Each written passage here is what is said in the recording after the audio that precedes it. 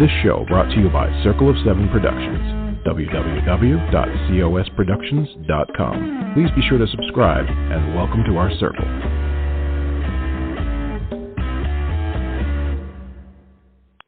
Hello, everybody. This is Patricia W. Fisher with Readers Entertainment Radio, and it is still September. And if you haven't listened to a few of my previous segments or episodes for September, just know that you're going to get my spiel about ovarian cancer awareness, because September is Ovarian Cancer Awareness Month. And I know that breast cancer gets a lot of discussion in October because the mammograms are a wonderful early detection test. But it also is important to keep track in the health of your ovaries. So if you know anyone who has ovaries, or if you had ovaries or have ovaries, I encourage you to know what the symptoms are for ovarian cancer, and I have been posting them on my social media.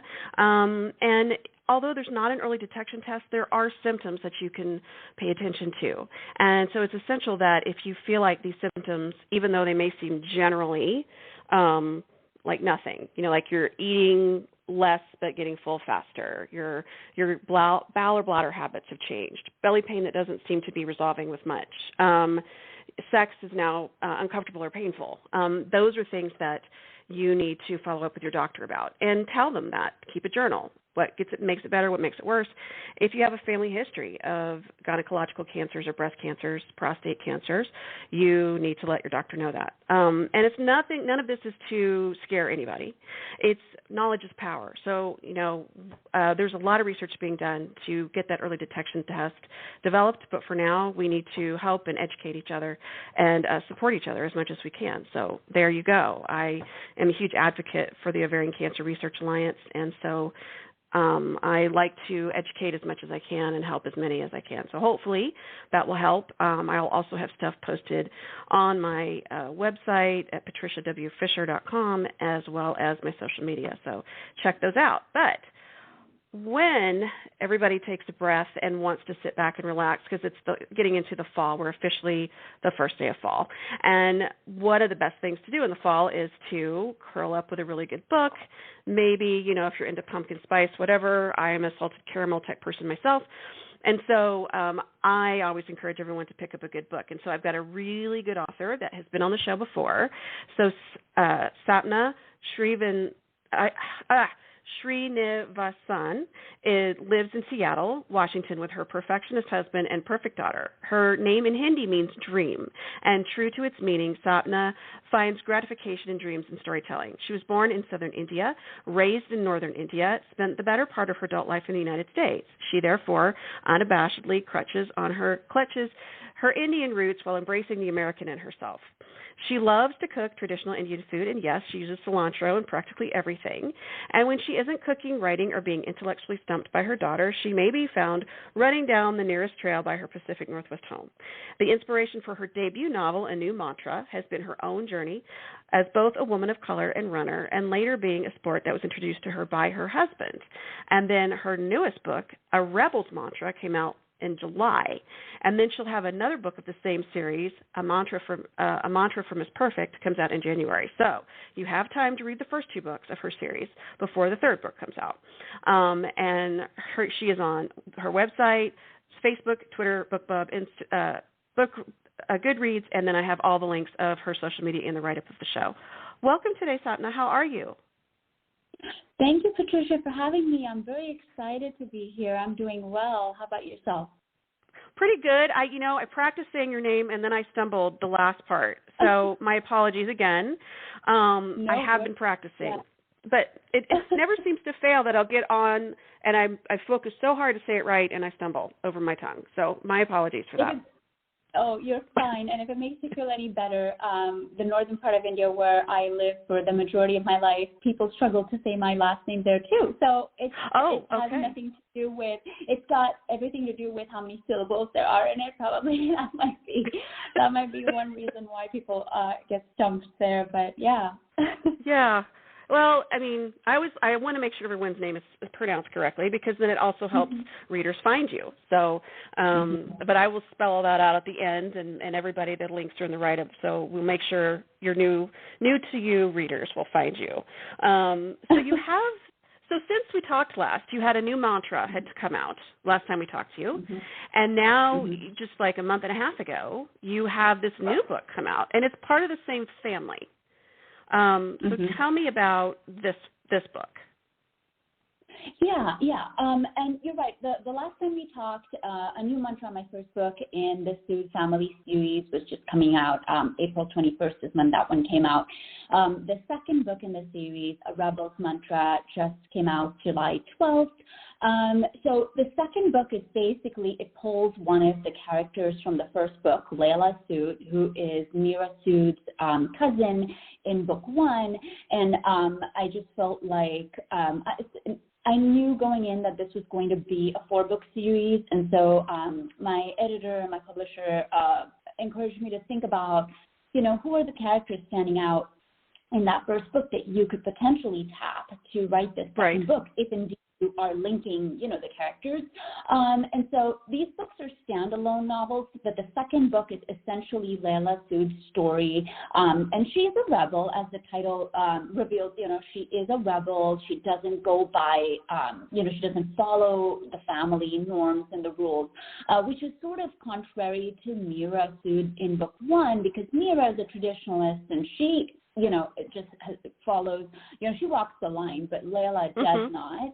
And so the story is it sort of puts a spin on that whole Indian culture theme, but also trying to see it from a different point of view, from the point of view of a rebel. And so it's a romance story that sort of tries to capture, Layla's rebel spirit, but also how, love makes her rethink how to, put that rebel spirit into perspective a little bit. Right. Because when she meets this perfect, traditional, the traditional idea of a perfect husband, Indian husband. This guy's a doctor, he's handsome, he comes from a well-to-do Indian American family. So he's everything that Layla ran away from, or is running away from, or trying to avoid. Sure. But then when her feelings come into play, now she has to think, oh my gosh, now this guy, I would never pick guy out of a crowd. He's not my type. But then her heart feels differently from her head. Her head and her heart are now disagreeing. And so it's essentially that story. And so, that's what too. And I love that. It's like, no way, no how, that's not going to happen. And then it does. And it's interesting how that I've in real life, I've heard that a lot. I wasn't looking for anybody. He was the last place. I thought I'd ever meet anybody, and that's what happened. So, I love that. I love that storyline. And I love that she's like this wild, not wild in the sense of uncontrollable. She's not like unhinged. But, she's this free, lovely, self-owning, like she knows who she is. Yeah. Like she's very comfortable with that. And so she's just fun, and then you've got all the music layering in because Layla's in the rock band. And so, to meet somebody that's kind of her opposite, some people would say, well, that's where you find the balance, right? Because, two extremes, but then those extremes have to find the balance with each other. Exactly. And my mother-in-law, she has this saying that she'll say, she'll tell us, you should never say never. And there's a Hindi way of saying that you never say never, because when you say never, it's going to happen. Yeah. Yeah, it's sort of. Oh, for sure. Yeah. Yeah, there's forces in play that whatever anybody wants to call it, we just don't know. We really don't. Don't challenge the universe, because when you say never, that's like you're telling the universe, I'm making the rules, and the universe is like, actually, no, you're not. Yeah, actually, you're not. You're not. So good. Yeah, good luck thinking that you're in control. Exactly. So what made you pick a rock band for Layla's her focus? I could see you picking music, but why a rock band? Yeah, I wanted to, I love telling stories, and when I tell a story, and I practice this with my daughter because she's always asking me to tell her stories, I try to make it unpredictable. Like I try to make it as unpredictable as I possibly can without completely confusing the listener or the reader in this case. And so I wanted to find something for Layla, like her exterior goal. I wanted it to be something that is not necessarily something that someone would think of when they think of Indian culture. So, and rock music is not something that you generally would associate with Indian culture. We've got other things, we've got the sitar and things like that, but we don't, it's not something you necessarily think of when you think of Indian culture. And so I wanted to pull that in. I wanted to give her something that was her own because she's so individualistic. I wanted her exterior goal to be something that was as unique as her personality. And and part of what influenced that too was, in college, I very, very basic skills, but I played a little guitar and I used to sing in our college band. And so we played at competitions and stuff. And so that sort of influenced me a little bit. I felt like I could pull that experience as well. So. And, you've been writing a long time now. I mean, not just before you actually had your books published, but I mean, if I remember right, you've always been kind of a storyteller. Yeah, that's true. I tell that to people, when they ask me how long I've been a writer, I tell them I've been a writer way longer than I've been an author. Author was just a fairly new thing that happened in my life that I didn't necessarily expect. But I've been writing stories since I was a kid. I just like to tell stories, and so I would just write stories. So you're right, and you're right that correctly. Yeah, I think we chatted about that last time. Yeah. So what were the storyteller influences in your family? Because, usually when I talk to people, it's like, this person was a good storyteller. I got inspired by this book. I mean, who were your storyteller influences? Yeah, that's such a great question, Patricia. I think part of it was, I think there were two factors. One was just my upbringing. I was a latchkey kid. My parents both worked a full-day job, and so I came home sometimes to an empty house. Sometimes my grandma was there, when I arrived from school, and I was very shy, and I still am. There's a part of me that's very shy. I don't necessarily share my emotions with people easily. I generally, my instinct is to internalize. And so when I think people who do that, they have to find another outlet, and my outlet just was writing. I would just write. I would journal. I would write. And through my stories, I would sort of express what I'm feeling. And so that was one aspect that influenced my storytelling and why I sort of veered towards that. The other thing was my grandma she really showed up for me when I was a kid. Like, she used to take care of me when I would come back from school. She'd make me, my meals and my lunch, and she would help me with my homework. And she used to tell me stories. She was an old, I don't want to say old lady, but she lived a good portion of her life. She was, she didn't have the energy to run around and play with me physically, so she used to turn to her storytelling skills. And so I have really good memories of that. And she just would come up with these stories. She didn't have 100 stories to tell me each time, and I always asked her for a new one. So, that too, I found this sort of this sort of warmth to the practice of storytelling. I felt comforted as I listened to her telling me these stories, and so I think that might have been the second factor that influenced me.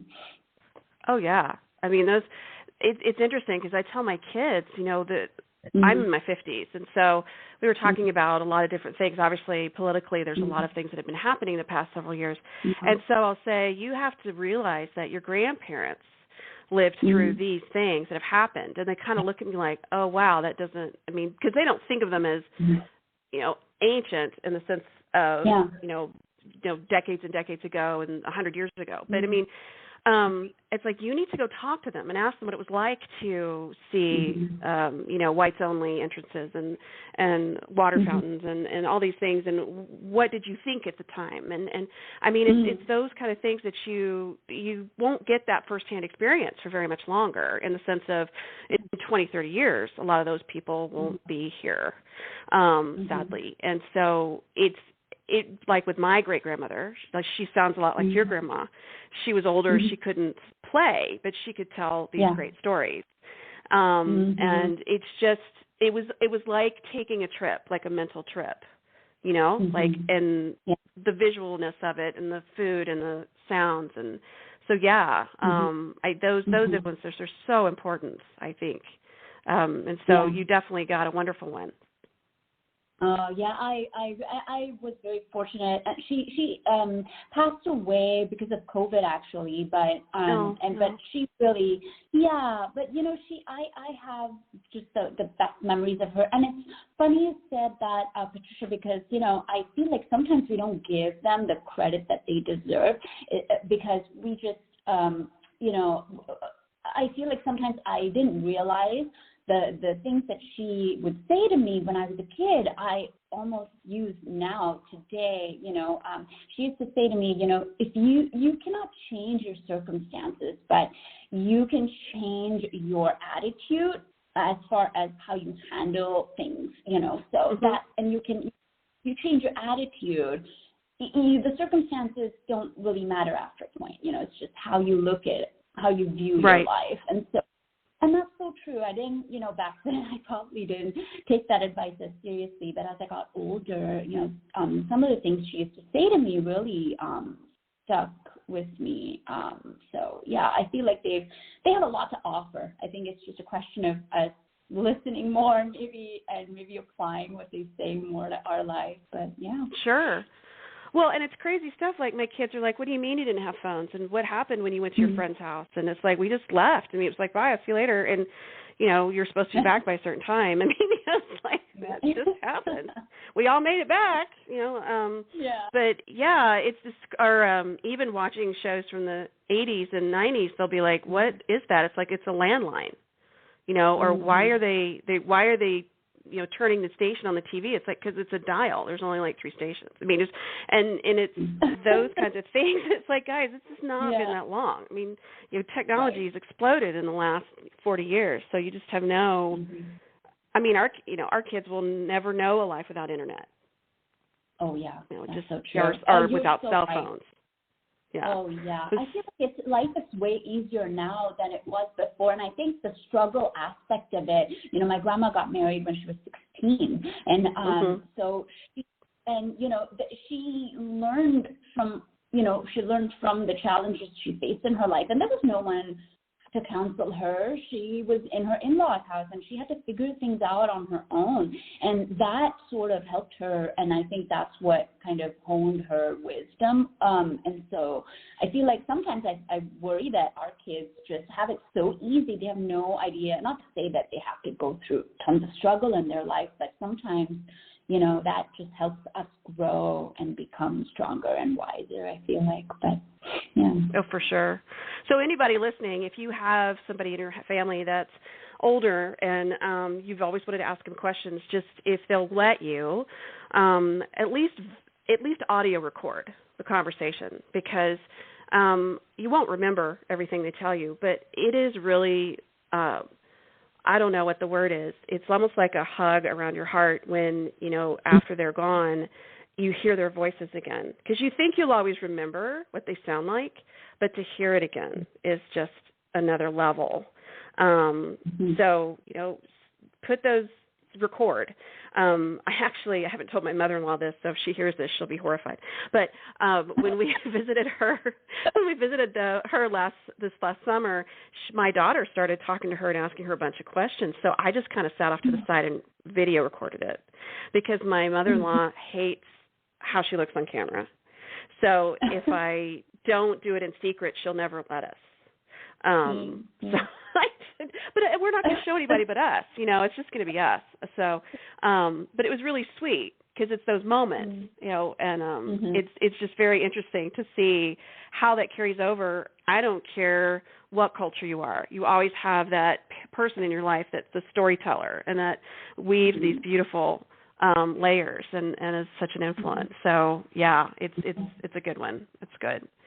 So you have the first book is a new mantra. The second book is a Rebels mantra. And then you'll have a mantra from Is Perfect coming out in January. And then the fourth book of that series is going to be a homecoming mantra. So tell us, so you've got a one person, then her cousin, and then who are the next two? Yeah, so book 3 is actually another cousin from the Sood family. Her name is Sahana Sood, and her the book 3 is basically her story, her love story. She is a perfectionist. She is sort of the other side of the coin with Layla because she follows all the rules. She's sort of a mix of Mira and Layla because she is basically, she's checked all the boxes, right? She's a successful attorney. She's beautiful. She, you know, respects her elders in the family. She respects her family rules. She basically made her parents very, very proud and her mom very, very proud. However, there's one big box that she hasn't checked, and that is just finding her husband. And so she is single, and for some reason, just love just evades her. And after a point, she's just frustrated. She's like, I don't understand, like, what's happening? And so book 3 is basically her journey to trying to check that final box, and how she meets this guy who just annoys her at first and then potentially threatens to help her check that box, that she needs to be brave enough to, you know, sort of pass the hurdles if she wants to make it all the way with him. But yeah, that's book 3.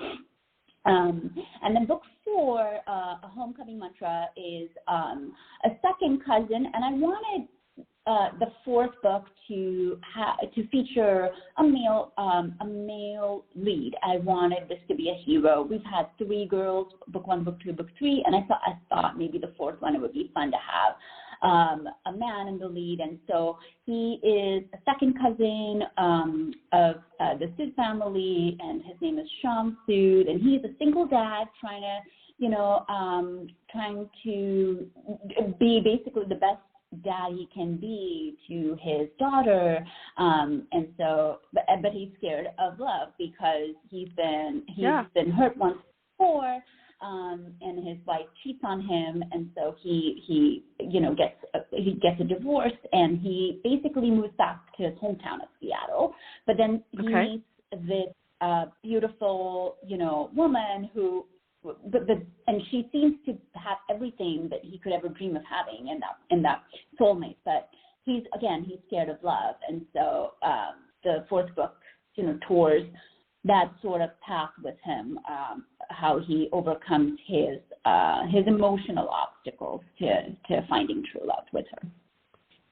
Well, yeah, and you've added this other layer, whether it's whatever single parent, male or female. I mean, you do have to consider that layer, the child, who's going to get along, who's the child's going to accept and get along with, for sure.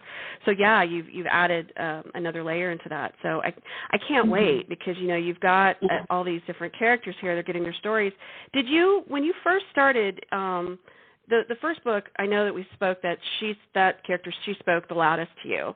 But then as you were writing that story, is that how you decided how you were going to tell, and what order you were going to tell the other stories? Yes, I think it just played out that way. And I think when we write a story, and I'm sure you can relate to this too, Patricia, as we tell the story, there are some characters that just jump out, and you feel like their story needs to be next. That's how I felt as I told that first story. I felt like Layla needed to be the lead in the second book. And as I told Layla's story, book 2 features a lot of Sahana, because Layla and Sahana don't get along at all, and so they lock horns all the time because they're essentially opposites. And so I felt like Layla got to tell her side of the story, but now I wanted Sahana to get the chance to tell her side of the story. Like, why is she such a hard head? Like, why is she, why does she have to be Miss Goody Two Shoes? And so I felt like she needed to tell the story. And in book 3, Sean makes his first appearance, and so that naturally fell into place as far as the lineup goes. I felt like that would be book 4. Right. Do you have more cousins or siblings or aunts and uncles coming? You mean in the series? Mm-hmm. No. So book 4 is the final one in this particular series. I'm dabbling in, with the idea of, possibly, writing another series. But yeah, it's still in the developmental stage as far as it's still in my head right now. So I need to get it down on paper. But for this series, it's just the books. So when you were writing book 2 and book 3 and you're talking about how people are butting heads, did you have the overlap, like the conversation, obviously, from Layla's point of view in book 2, but then you get to book 3, and if it's the same conversation, you have to switch it to Sahana's point of view. I mean, did you do like side-by-side as you were making sure the dialogue went or, everything matched to do that? Or how did you do that? Did you make notes, or how did you plot that out? So as far as, for me, what I wanted to capture with that was the dynamic. And so I needed to keep that dynamic consistent. And so I needed to have Layla stay her sort of individualistic rebel self in book 2 and book 3, when she makes her small appearance in book 3, because book 3 is about Sahana's story. So Layla features in that book, but not as much. Sahana is sort of in the spotlight there. So for me, the challenge was just really to keep them true to who they were, as far as their personalities go, as far as how a reader would imagine them. I needed to just keep that consistency going. And so when I did that, the dynamics between them automatically fell into place. So, I kept Layla as the rebel, and, Sahana is the perfectionist. She is, she's Miss Fancy Pants, perfectionist, and so that's how she is in book 2, and that's exactly how I retained her in book 3 as well. So I did take notes as far as, some bullet points on, okay, this is what I need to capture, and this is how I'm portraying her in book 2, and so this is how I need to portray her in book 3. And sometimes I would even refer to the old manuscript just to make sure I'm not saying anything in book 3 that is contrary to what happened in book 2. So, yeah. Right. Do you have like a system? Do you have do it in an Excel spreadsheet, or do you have your own work pages, or how do you keep everybody organized in the different books? Yeah, if somebody looked at my system, they would, they would phone a doctor. Like, they would think that I need, help. I have a sort of madness method. There's a method in my madness, but it is madness. Only I understand my system. Nobody else does. And you're the only one who has to. Yes, I know. See, that's what I tell people. But when they look at it, they're like, oh, no. Like, are you overwhelmed? Like, what's happening? And I'm like, oh, no. I know exactly what's happening here. So it just looks like this. But, there are some people who are so amazing and organized. They can just hand over their system to another person, and they can understand exactly what's happening there. But for me, I just like to – so for me, I'm very intuitive and instinctive. And so when I think of an idea, I'll just quickly write it down. And so I'm all about the notes, and I'm old school. I don't technology, and I just don't see eye to eye all the time. I pretend it's otherwise, but the fact is I hate technology. So I'm a pen and paper girl. So I've got my old school sticky notes, and I use, I'll just write notes down on paper and just tape it to, right on the wall in front of me, right in front of my desk where I work. So, yeah, pretty. Hey, there's nothing wrong with that tactile, There's nothing wrong with that tactile method, writing it down. Yeah. I tend to remember it better if I've written it down. And at least I know where I've written it down, which helps. Mm-hmm. Yep. Exactly. Yeah, Yep. as opposed to just highlighting it somewhere. It's like, I don't remember where that is. Yeah. No, it's the same for me. I'm a visual learner. I'm the kind of person who will fall asleep listening to a podcast. I can never learn something or capture any information if I just listen to it. I have to visually see it for it to retain it. And so for me, I don't know why, but when I type something, it just doesn't compute the same way. I have to write it down, and then I will, remember it. So, but yeah.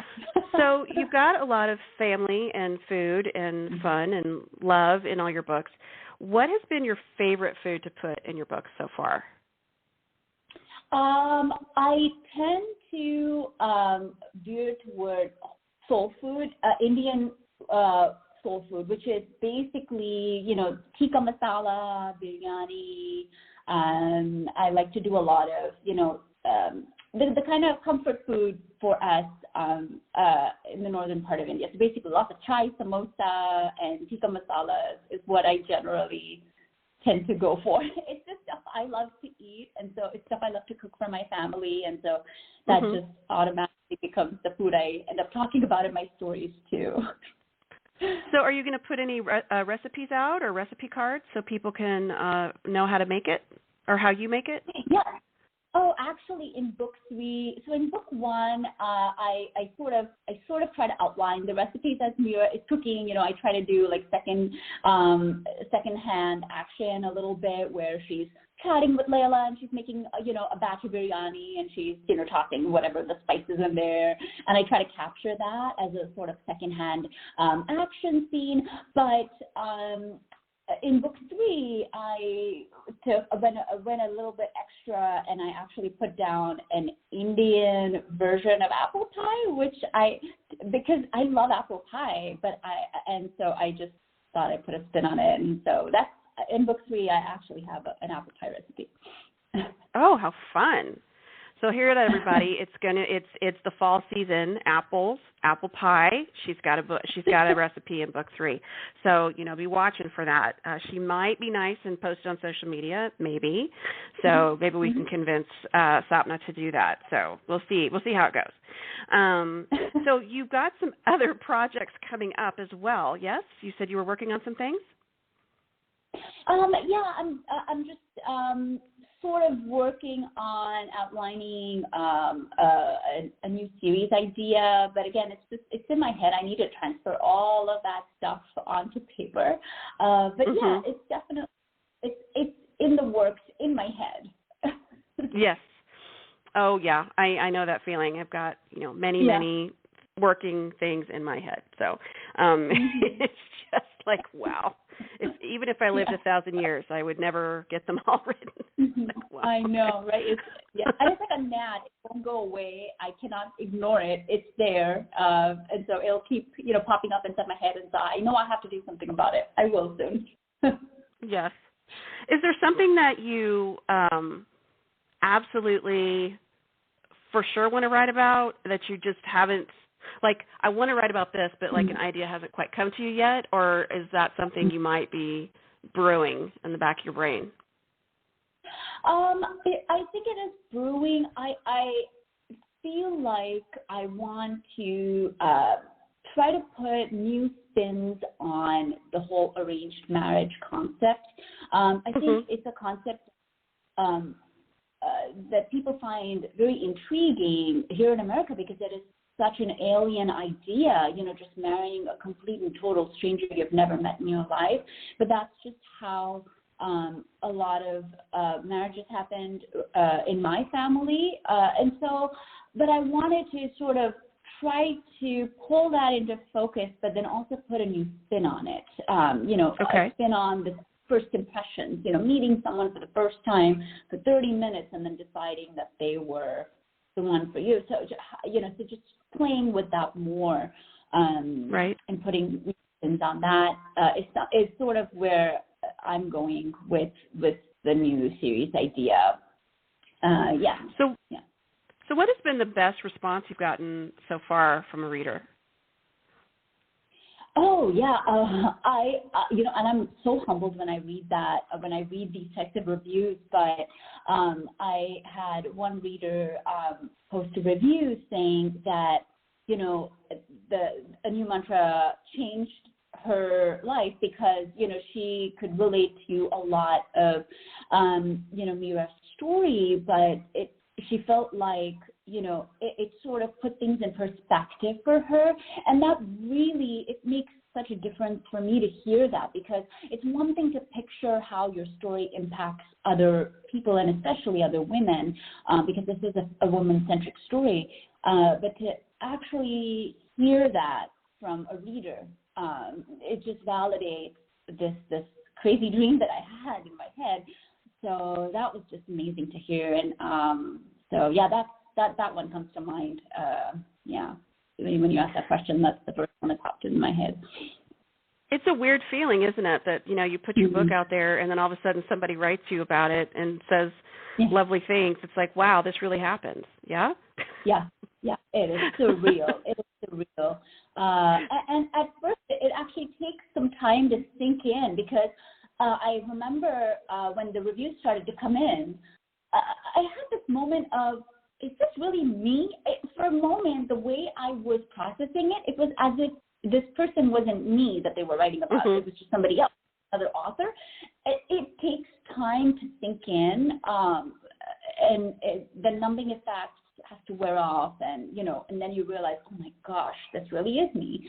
Yeah. So it is pretty surreal. Yeah, and then you have that moment of getting to see your book on the shelves, and I mean, it's a process. And I was telling my daughter, she's in school and college, and she was talking about that first paper you turn into your professor, to see, you turn it in thinking you've done a pretty good job, and then you get your grade back at a revise and resubmit thing. And I was like, yeah, that never goes away with writing. Oh my gosh, no. Every time.